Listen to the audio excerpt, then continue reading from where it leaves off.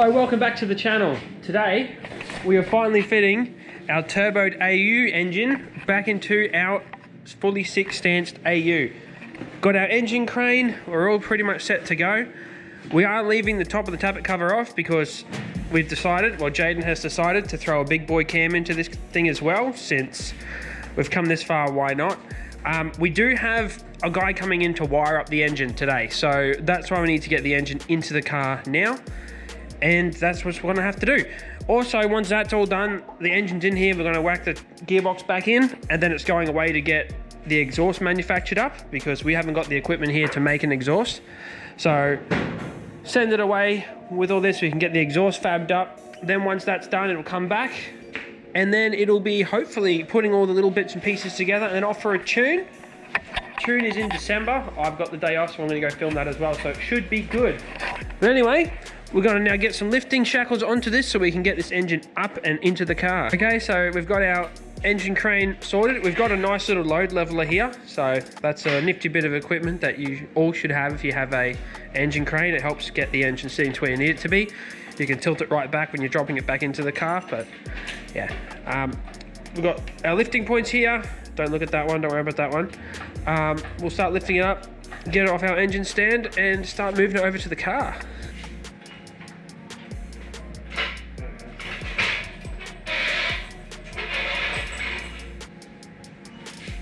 Now, once we take off our engine stand bracket stuff, we're going to do the rear main seal because we haven't had a chance to change that yet.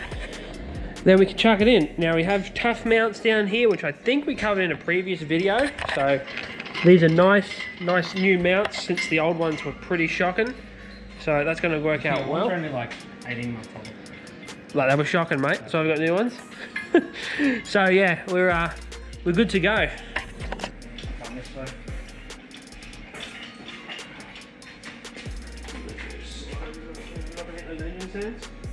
They are going to be an issue right about now.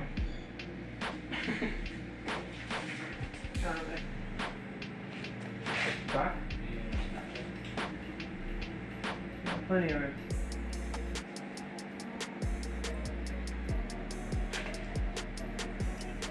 Plenty of room.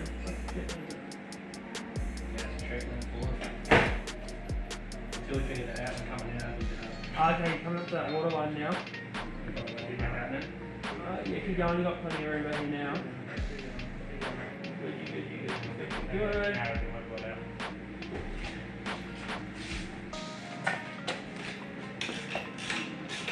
And that is why this thing is so important to have. We can angle the engine to get it into where it needs to go. Finally, the engine is in. We've got our tough mounts all done up, and it looks like it's meant to be in there. So that is tidy as. Bonnet will close and all this, hopefully. Now we're waiting for our friend Ray to come here and do some wiring for the Heltec, which we actually went over. The Heltec is around here somewhere.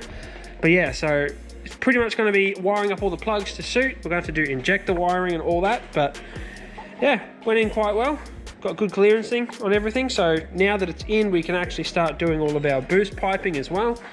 But I don't know if we want to do that at some point later on the fact that everything else gets done. But pretty solid effort now, so we'll wait until the wiring guy gets here. Alright, we've bolted a few more stuff on, got our AC compressor on, tied up a few little bits and pieces down here. We're not putting all of our power steering on because we still got to put our timing chain tensioner on because the camshaft obviously is getting changed out.